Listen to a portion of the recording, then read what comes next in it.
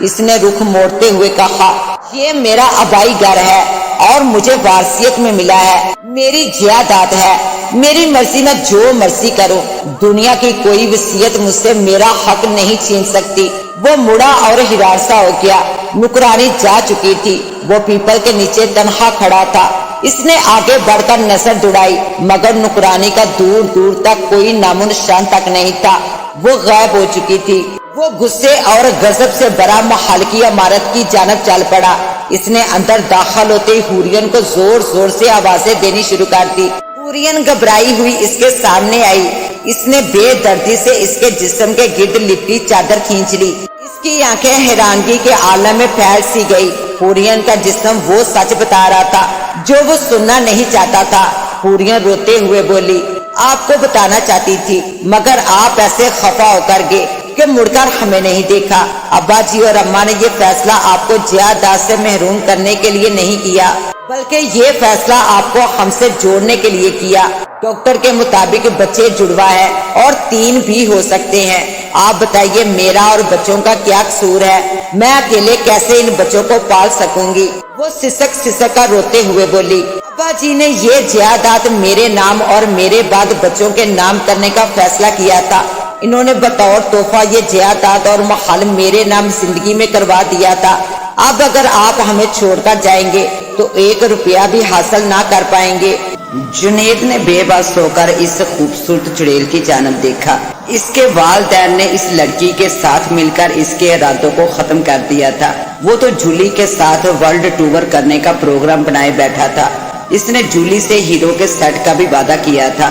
اس نے فیصلہ کیا کہ وہ ہار تسلیم نہیں کرے گا۔ اس نے اچانک پینترا بدلتے ہوئے نئی حکمت عملی آزمانے کا فیصلہ کیا۔ اسے حقیقت میں حورین کے وجود سے شدید نفرت محسوس ہو رہی تھی۔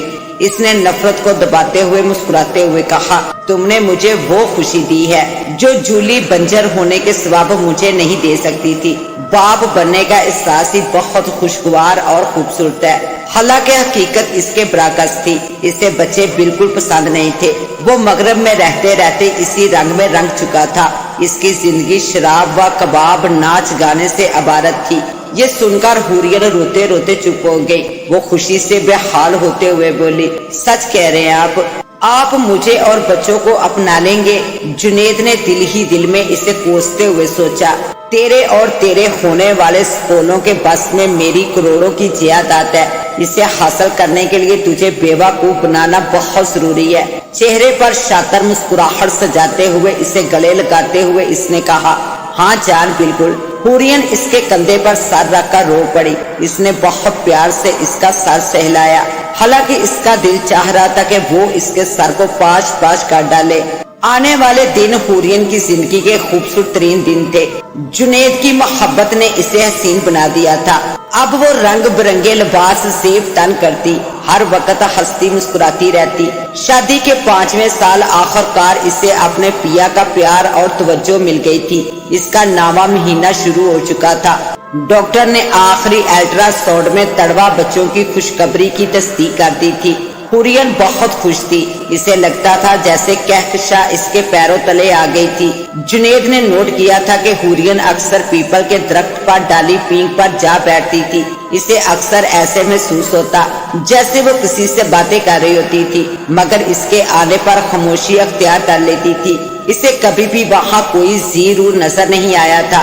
1-2 دفعہ اس کے پوچھنے پر وہ شوخی سے بولی، بقول آپ کے کہ میں چڑیل ہوں تو چڑیلوں سے ہی گپ شپ کروں گی نا۔ اس کی بات کو اس نے مذاق میں اڑا دیا۔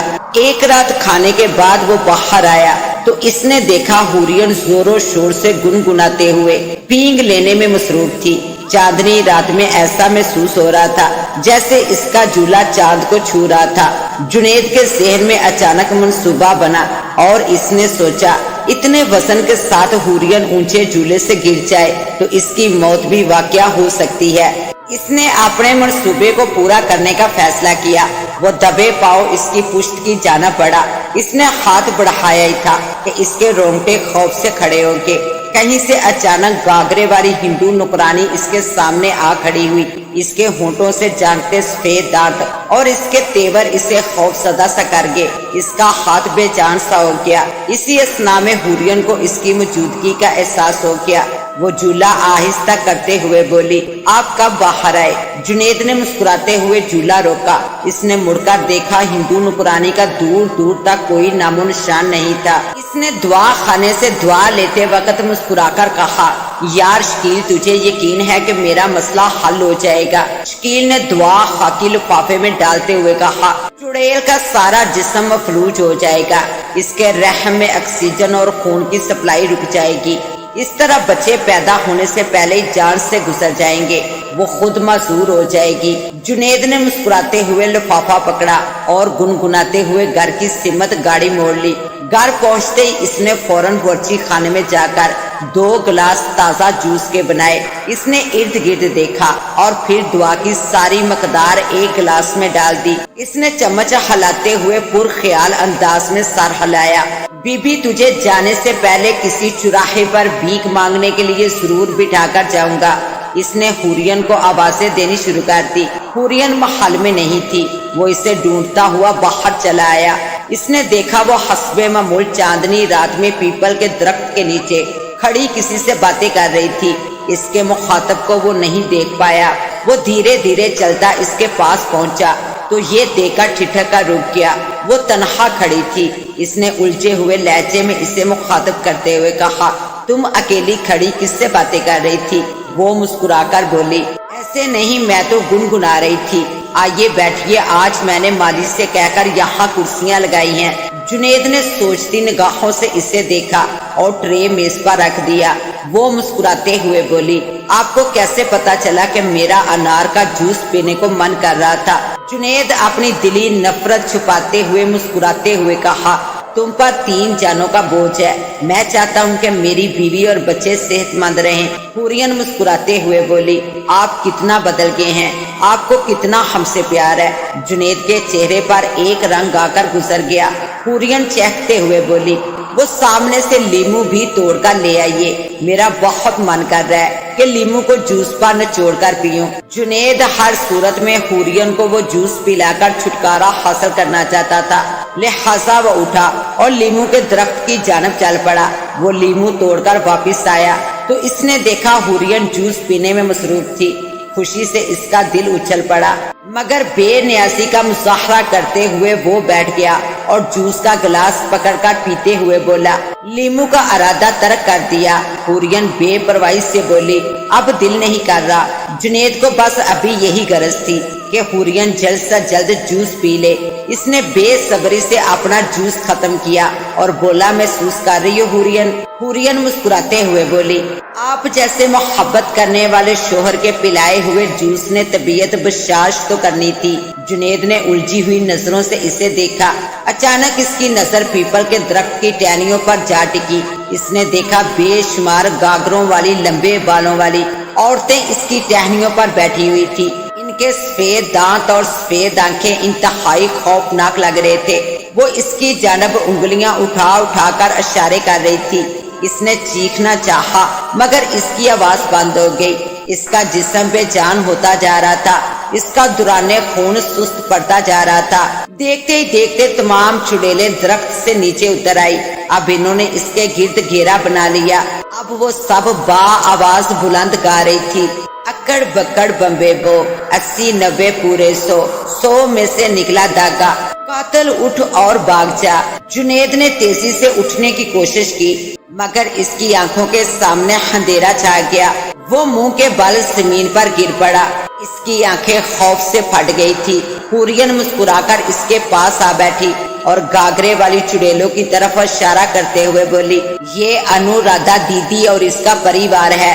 अनु दीदी तुझ जैसे बेवफा और पापी का कलेजा चबाना चाहती थी मगर मेरी मोहब्बत के आगे बेबस हो गई।